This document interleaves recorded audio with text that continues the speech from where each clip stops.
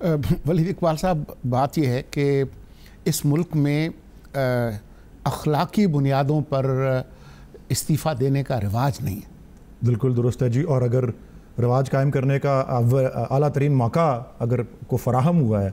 کسی قدرتی یا جس بھی وجہ سے، تو میاں صاحب کو ہی ہوا ہے، ان کے سر پہ ہی آ کے گری ہے یہ ساری چیز جو ہے۔ یہ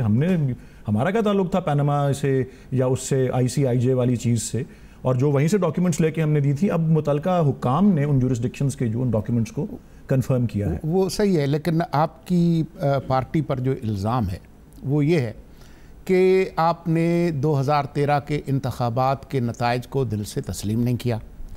اور جیسے ہی وہ ختم ہوا آپ کو ایک موقع ملا، پہلے جی 4 حلقے، تو اس کے بعد جی جوڈیشل کمیشن بنے،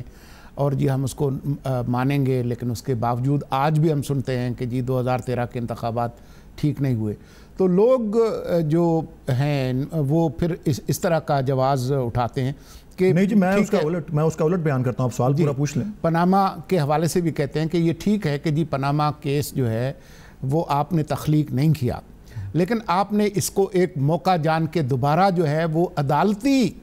فیصلوں کے ذریعے اس حکومت کو ہٹانے کی کوشش کر رہے ہیں، جو کہ آپ عوامی جو سیاست ہے، ووٹ ہے، اس کے بنیاد پر کر نہیں سکتے۔ دیکھیں جی، ذرا اس ووٹ والی بات کے اوپر، یہ جس کو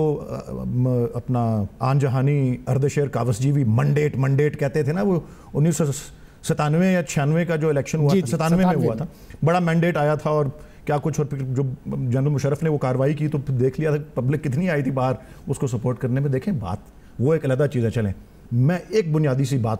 پیش کرتا ہوں آپ کو۔ ووٹ لے کر کے اسمبلی میں آ جانا یا ووٹ لے کر اسمبلی میں اکثریت لے لینے کا مطلب مادر پدر آزادی نہیں ہوتی۔ ووٹ لے کے آ جانے کا مطلب یہ نہیں ہوتا کہ آپ قانون سے بالاتر ہو گئے ہیں۔ ووٹ لے کے آ جانے کا مطلب یہ نہیں ہوتا کہ جی آپ کے پاس ایک